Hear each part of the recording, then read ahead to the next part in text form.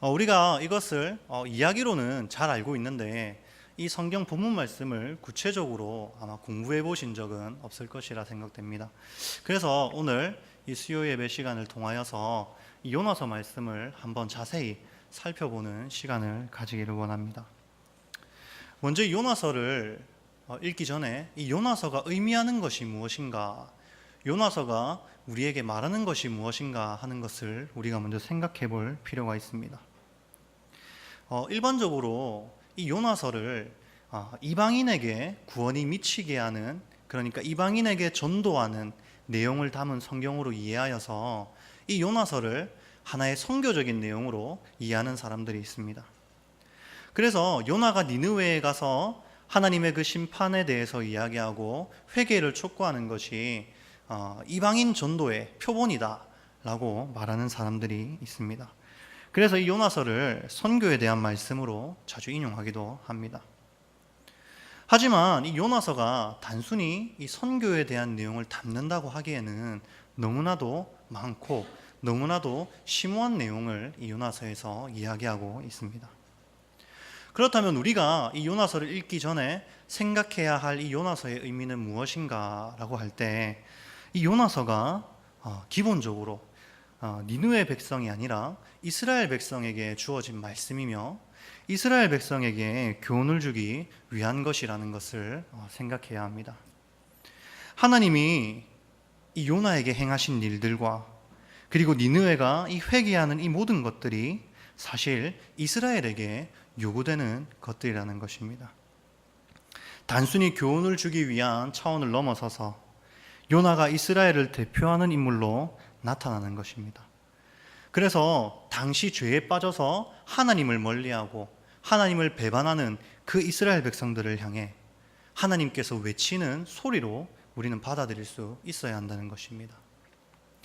요나가 물에 빠졌다가 다시 살아나는 그 사건, 물고기 뱃속에 갇혔다가 하나님께 회개하고 돌이키고 다시 배 터지는 그 사건은 사실 불순종한 이스라엘 백성에게 하나님의 심판이 임했다가 다시 그들이 돌이키게 되는 것을 뜻하는 것입니다. 요나의 기도가 등장하게 된 계기가 우리가 방금 읽은 2장 말씀에 앞서서 1장에 등장하게 되기 때문에 요나서 1장부터 한번 살펴보기를 원합니다. 1장 1절 말씀을 다 같이 한 목소리로 한번 읽어봤으면 좋겠습니다. 다 함께 한번 읽어보겠습니다.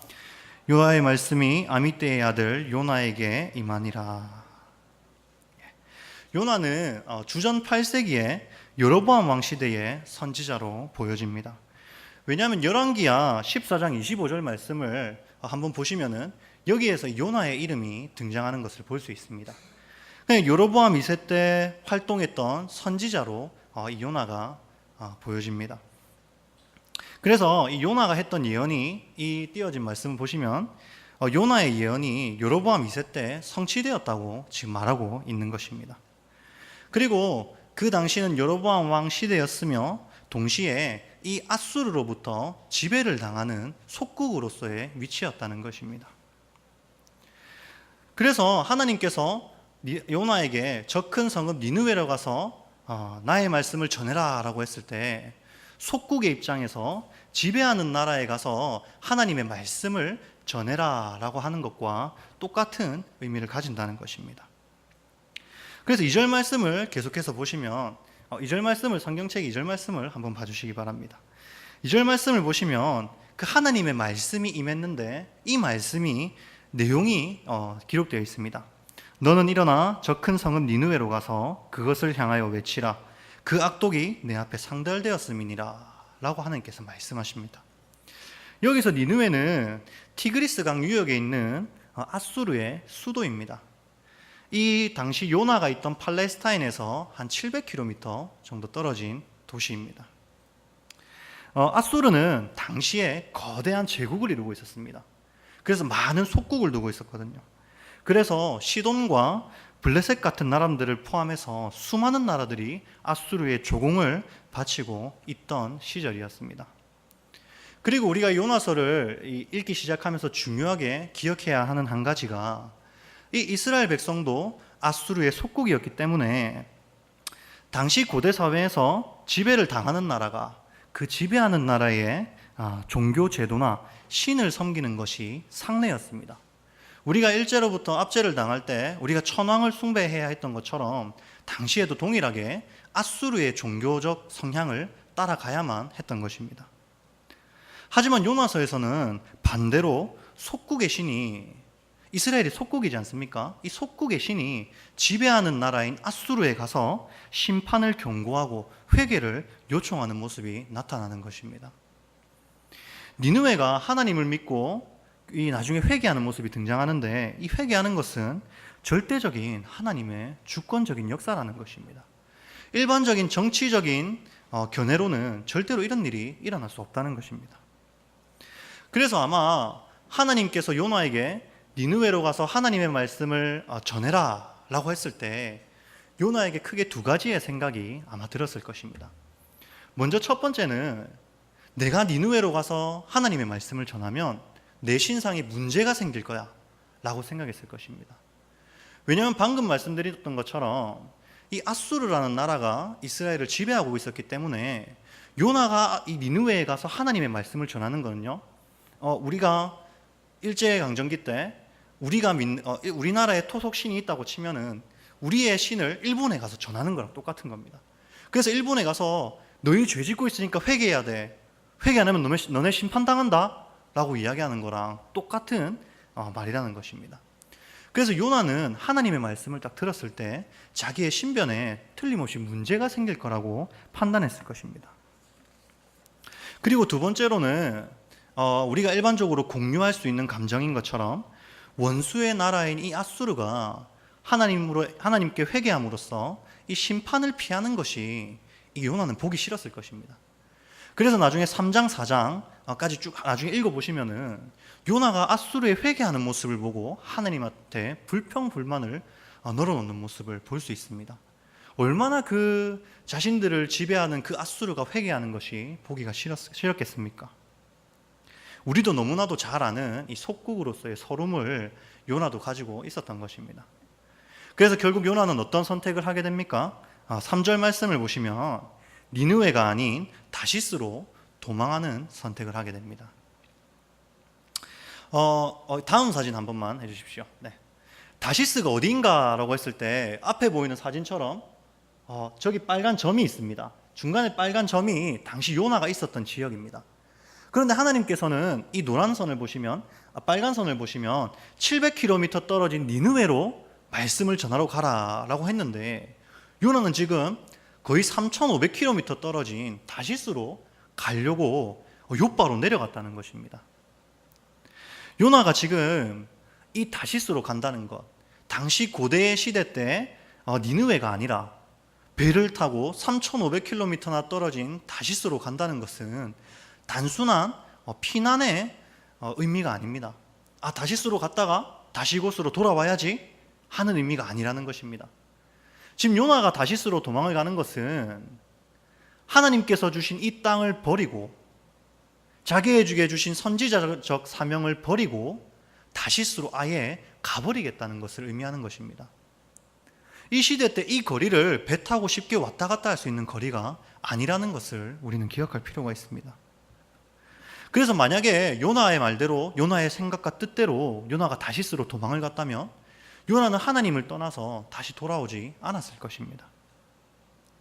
하지만 하나님께서는 이러한 요나의 생각과 마음을 아시고 요나를 다시스로 보내지 않으십니다. 그래서 배를 타고 도망가는 요나에게, 한참 다시스로 가고 있는 요나에게 하나님께서 풍랑을 내리십니다. 여기서 하나님께서 주신 풍랑은 심판의 의미도 있습니다. 하나님의 말씀에 불순종하고 하나님을 떠나는 요나에게 내리시는 심판의 의미도 있지만 동시에 하나님께로 돌이키는 수단이 되는 것입니다. 단순히 심판의 의미만을 가지는 것이 아니라 하나님을 떠나려고 하는, 쉽게 말하면 하나님의 백성이라는 가이드라인을 벗어나서 다른 이방 나라로 도망가려고 하는 요나를 다시 하나님께로 돌이키시는 수단이 바로 이 풍랑이라는 것입니다. 이 풍랑을 만난 이 다시스로 가는 배는 이제 위급한 상황이 됩니다. 6절 말씀을 다 함께 보시면은요, 누군가가 이제 배 밑에서 자고 있는 요나에게 와서 이야기를 합니다. 선장이 그에게 가서 이르되 자는 자여 어찌함이냐 일어나서 내 하나님께 구하라. 혹시 하나님이 우리를 생각하사 망하지 아니하게 하시리라 하니라 라고 기록되어 있습니다. 그런데 여기서 우리가 중요하게 볼 부분은요, 요나에게 이렇게 말한 사람이 누구냐 하는 것입니다. 배의 선원이 요나에게 가서 지금 이러이러한 상황이다, 하나님께 간구해라 라고 말하는 게 아닙니다. 배의 선장이 지금 요나에게 내려가서, 요나가 지금 배의 밑에서 자고 있었거든요. 그 배의 밑으로 내려가서 선장이 요나에게 말하고 있다는 사실입니다. 풍랑을 만나면 선장이 자신의 자리에서 배를 지휘해야 하는 것이 정상입니다. 하지만 지금 선장이 배 밑으로 내려와서 요나에게 이렇게 요구하는 것은 이미 배의 지휘를 포기했다는 것을 의미합니다. 얼마나 급박한 상황이었는지 그 위에 4절 5절 말씀을 보시면 배에 있는 물건들을 다 집어 던져버립니다. 바닷속으로. 아까 말씀드렸던 것처럼 3,000km가 넘는 그 길을 배를 타고 가려면 많은 물품과 식자재가 필요한데 그 모든 물건들을 바다 밖으로 내던질 만큼 위급한 상황이었다는 것입니다. 배가 거의 부서질 위기에 처하자 선장은 이제 자신들이 배를 통제하는 것을 포기하고 요나에게 가서 하나님께 한번 구해봐라 라고 말하는 것입니다. 그런데 우리가 기억해야 할 것은 지금 선장이 하나님께 구해라 라고 하는 것은 하나님을 믿기 때문에, 여호와 하나님이 우리를 구원해 주실 것을 아니까 하나님께 기도해라 라는 의미가 아닙니다. 지금 당장 우리의 힘으로 할 수 있는 것이 아무것도 없으니까 너희 신에게라도 한번 구해봐라 라는 이야기입니다. 믿음의 그런 말이 아니라, 믿음을 담은 고백이 아니라 그냥 단순히 이제 우리가 할 수 있는 일이 아무것도 없다, 우리 신에게 기도라도 한번 해보자, 이런 의미를 담고 있다는 것입니다. 그리고 그 다음 7절 말씀을 보시면 그들이 이제 제비를 뽑기 시작합니다. 이 최악의 상황에 닥친 이들은 더 이상 자신들의 기술이나 자신들의 힘을 의지하지 않고 신에게 의존하는 모습을 보여줍니다. 이 다시스로 가는 배에 있는 사람들은 틀림없이 베테랑들이었을 것입니다. 풍랑을 만나면 이렇게 해야 하고 이렇게 해야 살아남을 수 있다는 것을 잘 아는 사람들이었을 것입니다. 하지만 이들은 이제 그 모든 자신들의 기술이나 노하우를 내려놓고 이제 제비를 뽑아서 과연 누구 때문에, 어떤 신이 우리에게 풍랑을 내렸는지 알아보자 라고 이야기하는 것입니다. 이들은 하나님에게 그 뜻을 물어보는 믿음의 행위가 아니라 단순히 인간이 통제할 수 있는 범위를 벗어난, 이제 우리의 힘으로 어쩔 수 없는 이 재앙 앞에서 한없이 초라해진 인간들이 하나님 앞에, 신 앞에 매달리는 하나의 무속적인 신앙 행위에 불과한 것입니다. 하지만 하나님께서는 이런 사람들의 이 무속적인 신앙 행위 안에서도 하나님의 뜻을 밝히십니다. 그래서 이 제비뽑기를 통하여서 바로 이 요나가 이 풍랑의, 재앙의 주범임을 하나님께서 밝히십니다. 요나가 신기하게도 그 제비를 뽑게 되는 것입니다. 그러자 이 무리가 요나에게 이야기합니다. 8절에서 10절 말씀 제가 읽어드리겠습니다. 무리가 그에게 이르되 청하건대 이 재앙이 누구 때문에 우리에게 임하였는가 말하라. 내 생업이 무엇이며 내가 어디서 왔으며 내 나라가 어디며 어느 민족에 속하였느냐.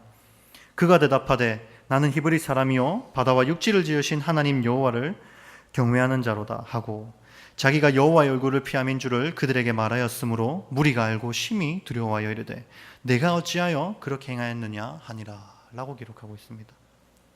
여러분, 이 말씀이 사실 요나서의 정말 중요한 부분입니다. 다시스로 가는 배에 이 사람들이 요나에게 5가지 질문을 합니다. 이 말씀에서 첫 번째로는 재앙이 누구 때문이냐 라고 질문합니다. 그리고 두 번째는 내 생업이 무엇이냐, 그리고 세 번째는 네가 어디서 왔느냐, 그리고 네 나라가 어디이냐, 그리고 마지막으로 네가 어느 민족에 속하였느냐 라고 물어봅니다. 여러분, 이 질문에는 상당히 중요한 내용입니다. 이 질문이. 왜냐하면 이 다시스로 가는 배의 사람들의 이 질문에 요나가 스스로 대답함으로써 자신이 어떤 죄를 저질렀으며 자신이 원래는 어떤 사람이며 자신이 누구에게 속한 자인지 스스로 고백하게 되기 때문입니다. 말씀을 자세히 보시면 재앙이 누구 때문이냐라고 묻는 다시스 이 사람들의 질문에 뭐라고 대답합니까? 자기가 여호와의 얼굴을 피함인 줄을 알고 라고 대답합니다. 이 재앙이 하나님께서 자기를 돌이키기 위해 주신 재앙임을 자기 스스로 고백하고 있는 것입니다. 그리고 네 생업이 무엇이냐라는 질문에 요나가 뭐라고 대답하죠? 바다와 육지를 지으신 하늘의 여호와를 경외하는 자로다 라고 이야기합니다. 바다와 육지를 지으신 전지전능하신 하나님, 그 하나님을 경외하는 자가 바로 나다. 내가 그 하나님을 경외하는 선지자다 라고 지금 고백하고 있는 것입니다. 그리고 네가 어디서 왔느냐? 네 나라가 어디이냐? 네가 어느 민족에게 속하였느냐라는 질문에 나는 히브리 사람이요 라고 말하고 있습니다. 히브리 사람이 어떤 민족입니까? 우리가 잘 알고 있는 것처럼 하나님으로부터 선택받은 민족입니다. 요나는 지금 자신에게 그 질문을 하는 사람들의 그 질문에 대해서 내가 여호와를 경외하는 자이며 내가 선지자이며 내가 하나님으로부터 선택된 히브리 민족이다 라는 것을 고백하고 있는 것입니다. 이러한 질문은 이 질문을 통해서 자신의 죄를 밝히는 형식은 창세기에서도 동일하게 등장합니다. 아담과 하와가 창세기 3장에서 범죄하고 무화과 나무로 몸을 가리고 숨어 있을 때 하나님께서 아담과 하와에게 찾아오셔서 하신 말씀이 무엇입니까? 첫 번째 질문이 무엇입니까? 네가 어디 있느냐? 라고 물어보십니다. 하나님께서 이 아담과 하와가 어디 있는지 몰라서 어디 있느냐라고 물어보는 것이 아닙니다. 지금 네가 어디에 있느냐라는 질문은 네가 지금 죄 중에 있는 것을 아느냐라는 것을 묻는 하나님의 질문입니다. 그리고 두 번째로 이런 질문을 합니다. 누가 너의 벗었음을 내게 알렸느냐? 그리고 뭐라고 질문하냐면요, 먹지 말라 명한 그 나무 열매를 네가 먹었느냐? 그리고 마지막으로 네가 어찌하여 이렇게 하였느냐라고 질문하십니다. 그리고 이 질문들을 통하여서 이 아담과 하와가 자기들 스스로 우리가 하나님 앞에 범죄하였습니다 라는 고백을 내어놓도록 합니다. 이 질문들을 통해서 자신의 정체성, 내가 누구인가, 내가 어디에 속한 자인가를 깨닫게 하시고, 그리고 범죄한 사실을 스스로 인식하도록 하시고, 그리고 동시에 하나님께로 돌이킬 수 있는 기회를 제공하는 질문들입니다. 그래서 이러한 다시스 사람들의 질문에 대해서 요나가 오늘 방금 읽은 이 말씀과 같이 대답하는 것입니다. 그리고 14절에서 16절 말씀을 쭉 한번 읽어보시고요. 14절 말씀의 마지막 부분을 한번 보시기 바랍니다. 무죄한 피를 우리에게 돌리지 마옵소서 라고 말한 다음에 이 다시스로 가는 배의 사람들이 하는 이 고백, 이 요나서 전체를 이끌고 나가는 고백이 바로 이 고백입니다. 뭐라고 고백합니까? 주 여호와께서는 주의 뜻대로 행하심이니이다 라고 고백하고 있습니다. 주 여호와는 주의 뜻대로 행하심이니이다.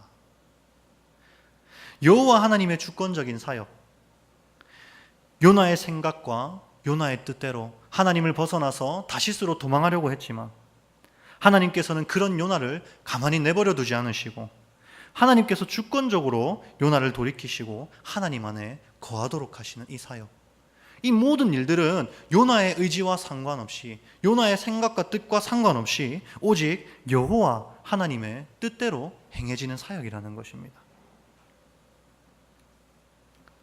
그리고 요나는 결국 바다에 빠지게 됩니다. 17절 말씀을 보시면 이렇게 기록되어 있습니다.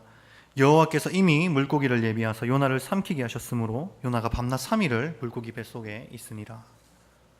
하나님께서는 이미 모든 그 상황을 아시고 이미 물고기를 예비해 놓으십니다.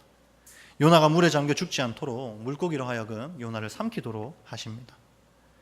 요나는 비록 이 일들을 모르고 있었지만, 요나가 하나님께서 자신을 살려주실 거라는 걸 모르고 있었지만 하나님께서는 그 모든 것들을 아시고 물고기를 이미 예비하셔서 요나를 살리도록 하시는 것입니다. 그리고 드디어 2장 1절 말씀부터 요나의 기도가 등장하는 것입니다. 요나가 물고기 뱃속에서 그의 하나님 여호와께 기도하여 라고 기록하고 있습니다. 여러분, 신기한 것은 요나는 선지자입니다. 하나님의 말씀을 대언하는 선지자입니다. 그런데 요나서 1장에서 단 한 번도 요나는 하나님께 기도하지 않습니다. 요나가 여호와로부터 말씀을 받을 때도, 여호와를 피해 다시스로 갈 때도, 또한 풍랑을 만나 자기의 목숨이 죽을 위기에 놓였을 때도 하나님께 기도하지 않습니다. 단 한 번도 하나님께 살려주십시오 라는 말을 하지 않습니다. 하지만 그런 요나가 이제 와서야 하나님 앞에 기도하기 시작하는 것입니다. 그리고 2절부터 이렇게 기도합니다. 이르되 내가 받는 고난으로 말미암아 여호와께 불러 아뢰었더니 주께서 내게 대답하셨고 내가 수월의 뱃속에서 부르짖었더니 주께서 내 음성을 들으셨나이다. 주께서 나를 깊음 속 바다 가운데에 던지셨으므로 큰 물이 나를 들렀고 주의 파도의 큰 물결이 다 내 위에 넘쳤나이다. 요나는 지금 주께서 나를 깊음 속 바다 가운데 던지셨다고 말하고 있습니다. 이 말씀을 자세히 읽어보시면 알 수 있지만 자기가 이 다시스로 가는 배의 사람들에게 나를 바다에 던져라 라고 이야기했습니다. 하지만 요나는 지금 이 기도를 통해서 하나님께서 자신을 바다 가운데 던지셨다는 것을 고백하고 있는 것입니다. 결국 요나는 지금 자신이 겪은 그 모든 것이 사실 하나님의 섭리라는 것을 인정하고 있는 것입니다. 또한 자신이 바다에 떨어지게 되고 죽음 직전의 순간까지 갔던 모든 일들이 결국 하나님의 계획이며 하나님의 섭리임을 고백하고 있는 것입니다. 이러한 요나의 고백은 4절에서도 이어집니다. 내가 말하기를 내가 주의 목전에서 쫓겨났을지라도 다시 주의 성전을 바라보겠나이다 하였나이다 라고 고백하고 있습니다. 내가 주의 목전에서 쫓겨났을지라도 라고 고백하죠. 틀림없이 하나님께서 쫓아보내신 것이 아니라 요나가 하나님의 말씀이 듣기 싫어서 자기가 다시스로 도망하려 하였지만 그것을 요나는 쫓겨났다는 표현을 사용하고 있는 것입니다. 이것은 자신이 물고기 뱃속에 갇힌 현재의 상태를 나타내는 것입니다.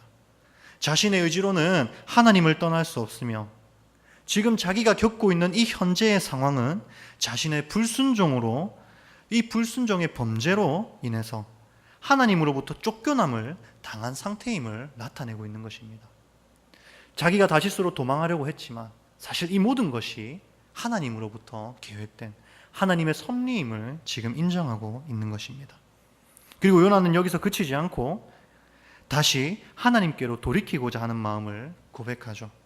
다시 주의 성전을 바라보겠나이다 하였나이다 라고 고백하고 있습니다. 5절 6절 말씀을 계속해서 보시기 바랍니다. 물이 나를 영혼까지 둘러싸우며 깊음이 나를 에워싸고 바다풀이 내 머리를 감쌌나이다. 내가 산의 뿌리까지 내려갔사오며 땅이 그 빗장으로 나를 오랫도록 막았사오나 나의 하나님 여호와여 주께서 내 생명을 구덩이에서 건지셨나이다 라고 고백하고 있습니다. 요나가 이 바다에 빠졌습니다. 그런데 요나가 바다에 빠지자마자 물고기가 요나를 삼킨 것이 아닙니다. 이 말씀을 자세히 보시면 물이 나를 영혼까지 둘러싸오며 깊음이 나를 에워싸고 바다풀이 내 머리를 감쌌나이다. 일단은 바다풀이 머리를 감싸는 그 위치까지 내려갔다는 겁니다. 내가 산의 뿌리까지 내려갔사오며 땅이 그 빗장으로 나를 오랫도록 막았사오나. 이 고백은 이 요나가 물속에서 정말 죽음 직전의 위기까지 갔다는 것을 의미합니다. 정말 숨이 꼴딱꼴딱 넘어가서 내가 이제 죽겠구나. 내가 산의 뿌리까지 깊은 바다 깊숙이 내려갈 때까지, 요나가 내려갈 때까지 내려갔다는 것입니다.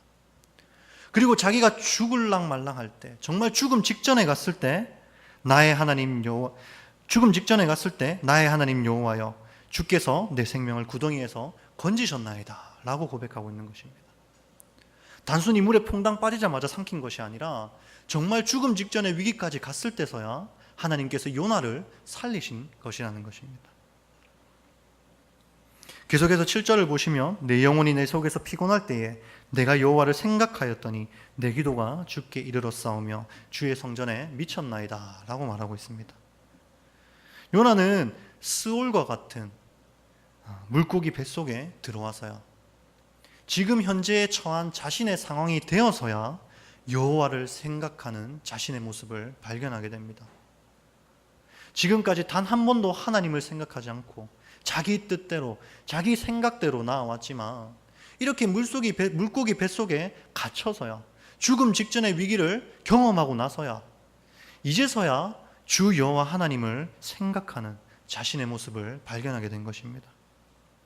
그리고 이제서야 하나님께 기도하는 자신을 고백하는 것입니다. 그리고 8절부터 거짓되고 헛된 것을 숭상하는 모든 자는 자기에게 베푸신 은혜를 버렸사오나, 여기서 거짓되고 헛된 것을 숭상하는 모든 자들입니다. 하나님이 아닌 다른 거짓되고 헛된 것을 숭상하는 모든 자들이, 특별히 니느웨 사람들과 뿐만 아니라 이스라엘 백성들까지도 자신들에게 베푸신 하나님의 은혜를 버렸음을 지금 말하고 있는 것입니다. 그 시대가 얼마나 악했는지 말하고 있는 것입니다. 거짓되고 헛된 것을 숭상하는 모든 자들이 있었다는 것을 의미합니다. 오랜 시간 동안 이스라엘을 지키시고 보호하시며 인도하신 하나님의 은혜를 결국 저버리고 우상을 섬기는 패역한 이스라엘의 모습을 이 말씀을 통해서 드러내는 것입니다. 그리고 9절에서 고백하죠. 나는 감사하는 목소리로 주께 제사를 드리며 나의 소원을 주께 갚겠나이다. 구원은 여호와께 속하였나이다 하니라. 처음에는 요나가 하나님의 말씀에 불순종하여 범죄하였지만 하나님의 은혜를 깨달아 알고 다시 하나님께 감사하며 돌이키는 것을 나타내고 있습니다. 이러한 요나의 모습은 사실 당시 여로보암 당시의 이스라엘 백성의 모습과는 상당히 대조되는 모습을 보여줍니다. 우상을 섬기고 은혜를 저버린 이스라엘, 8절에서 기록한 것처럼 거짓되고 헛된 것을 여전히 숭상하고 있는 이스라엘 백성들과 이렇게 하나님 앞에서 물고기 뱃속에 갇히는 경험을 하고 죽음까지 갔다가 다시 구원을 받는 이러한 경험을 하면서 하나님께 회개하는, 범죄했지만 돌이키는 요나의 모습, 이 두 가지 모습을 현재 대조적으로 나타내는 것입니다. 8절과 9절 말씀을 통해서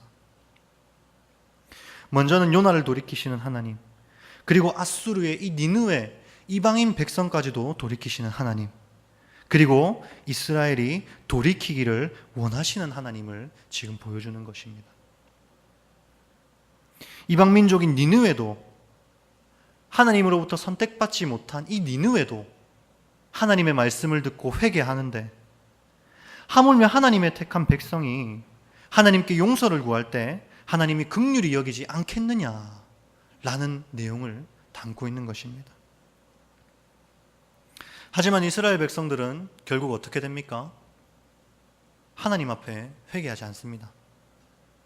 이 니느웨, 하나님이 보셨을 때 이방 민족이 니느웨도 하나님의 말씀을 듣고 회개했는데, 이스라엘 백성들, 정작 하나님으로부터 택함 받은 이 이스라엘 백성들은 하나님 앞에 회개하지 않습니다. 그리고 결국 멸망당하게 됩니다. 요나는 이 9절 마지막에 구원은 여호와께 속하였나이다 라고 고백함으로써 여호와께서 요나를, 그리고 니느웨를, 그리고 나아가서 이스라엘을 구원하실 것을 소망하는 마음을 담고 있습니다. 그리고 결국 10절에서 여호와께서 그 물고기에게 말씀하시매 요나를 육지에 토하니라 라고 기록하고 있습니다. 요나의 이 회개 기도가 마치자마자 하나님께서 물고기에게 요나를 육지에 토하라고 말씀하십니다. 그리고 요나는 수월과 같은 물고기 뱃속에서 죽음의 목전까지 다가갔던 깊은 바다에서 건져냄을 받고 새로운 생명을 부여받게 됩니다. 참 아이러니한 것은 요나서 1장 1절에서 요나서 1장에서는 이 요나가 하나님께서 하신 이 말씀에 불순종하여서 다시스로 도망갔습니다. 하나님의 말씀을 듣지 않았죠.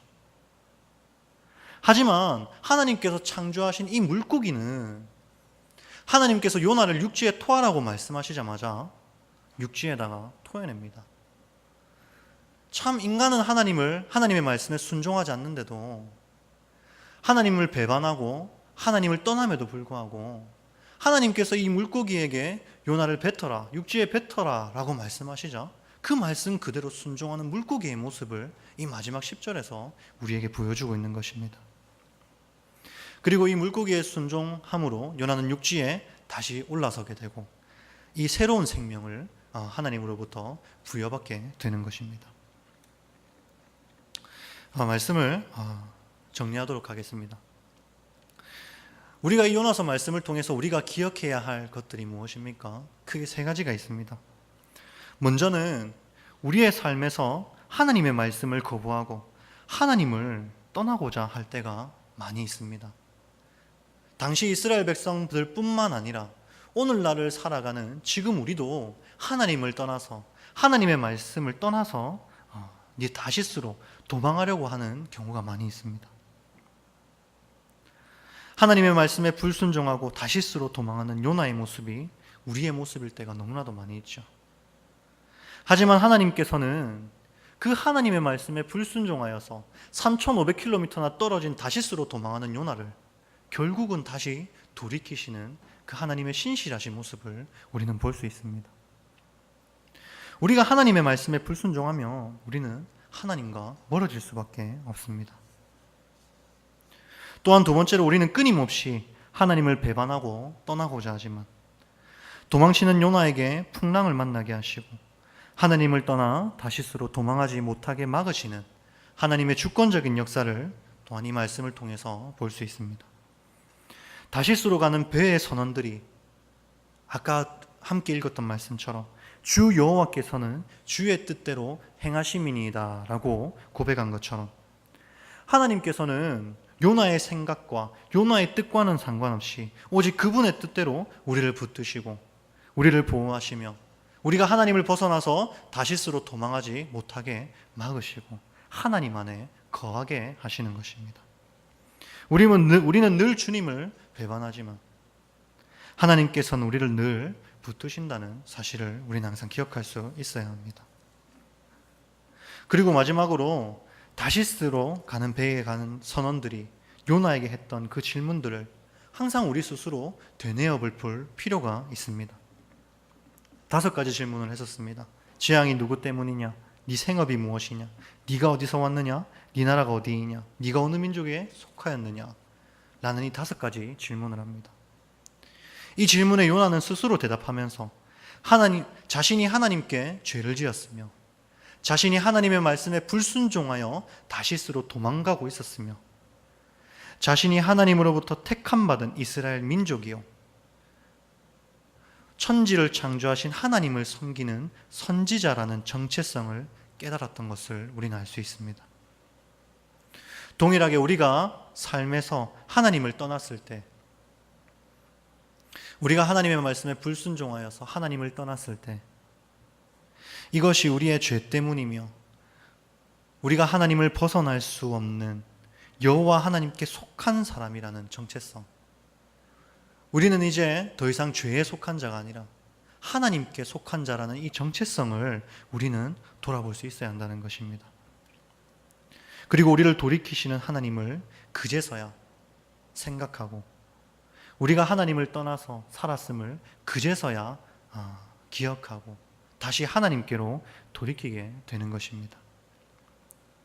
때로는 불순종함으로 하나님을 떠나지만 그럼에도 불구하고 늘 우리를 붙드시고 하나님 안에 거하게 하시는 이 놀라우신 하나님의 은혜를 날마다 기억하시고 그 은혜에 감사하면서 우리가 지금처럼 이렇게 하나님 앞에 거하며 그리스도인이라는 이름으로 살아갈 수 있는 것이 우리의 뜻과 우리의 생각과 우리의 의지 때문이 아니라 온전한 하나님의 은혜로부터 이 모든 특권이 우리에게 주어졌음을 기억하는 우리 한우리 성도님들 되시기를 바랍니다. 우리 찬송가 290장 다 함께 찬양하시겠습니다.